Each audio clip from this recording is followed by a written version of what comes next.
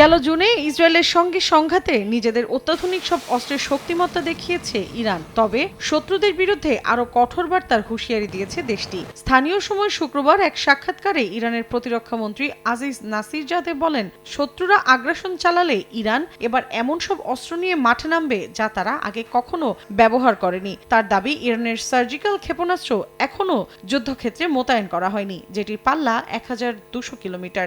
এটি নিখুঁতভাবে শত্রুর লক্ষ্যবস্তুতে আঘাত হানতে সক্ষম উল্লেখ করে প্রতিপক্ষের ইলেকট্রনিক ও ইলেকট্রোম্যাগনেটিক প্রতিরক্ষা ব্যবস্থাও এটিকে থামাতে পারবে না বলে দাবি ইরানের। যুদ্ধের ময়দানের পাশাপাশি কূটনৈতিকভাবেও সংকট নিরসনের পক্ষে ইরান। দেশটির জাতীয় নিরাপত্তা পরিষদের সর্বোচ্চ সচিব আলী লারিজানি কূটনীতিকে অন্যতম হাতিয়ার আখ্যা দিয়ে বলেন, বাস্তবসম্মত আলোচনা কেবল তখনই সম্ভব হবে যখন যুক্তরাষ্ট্র ও ইউরোপ বুঝতে পারবে হুমকি ও যুদ্ধের ভয় দেখিয়ে ইরানকে দমানো যাবে না।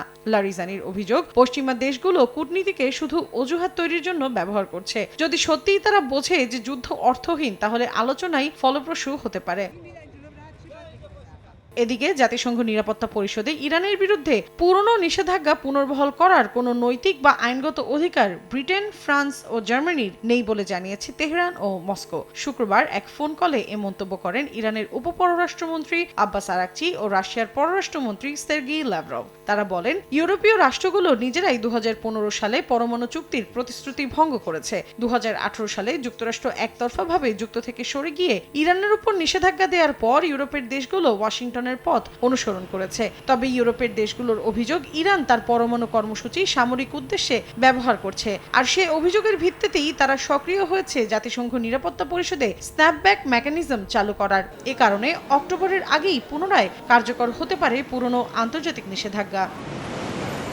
মৌসুমী সাথী, সময় সংবাদ।